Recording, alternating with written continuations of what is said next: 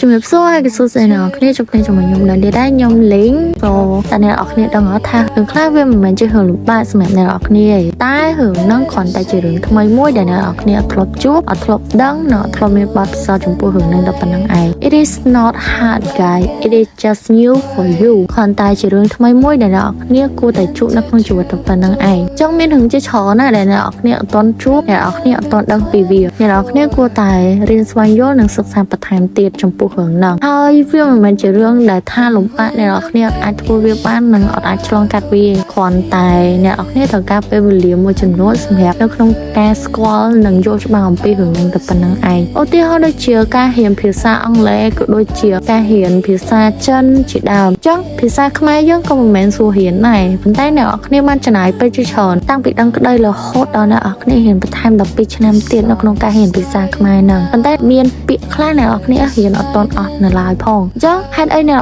គ្នាក៏ថាអូភាសាចិនពិបាករៀនណាភាសាអង់គ្លេសពិបាករៀនណាវាគ្រាន់តែជាភាសាថ្មីមួយដែលអ្នកគ្នាគួរតែរៀននិងស្វែងយល់បន្ថែមអំពីវាតែប៉ុណ្្នឹងឯងវាគ្រាន់តែជារឿងថ្មីដែលអ្នកគ្នាជួបតែប៉ុណ្្នឹងឯងវាមិនមែនជារឿងលំបាកឯង So don't think it is hard អញ្ចឹងកុំធ្វើឲ្យខុសក្បាលអ្នកគ្នាក៏ថាវាជារឿងលំបាកដែរអីភាសាតែខុសក្បាលរបស់អ្នកគ្នាស្អប់អ្នកគ្នាហើយអ្នកគ្នាដឹងថាហេតុអីបានជាមនុស្សប្រាជ័យច្រើនដងមកដោយសារតែគាត់បានព្យា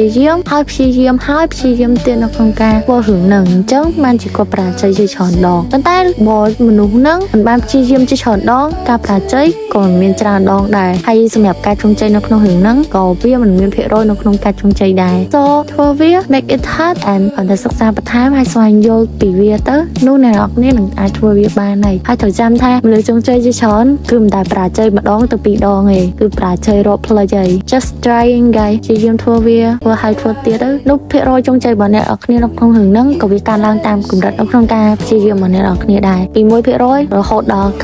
99%ក៏ថាបានដែរ make it guys start it now ធ្វើវាលើ bye guys ជួបគ្នាវារកក្រោយ bye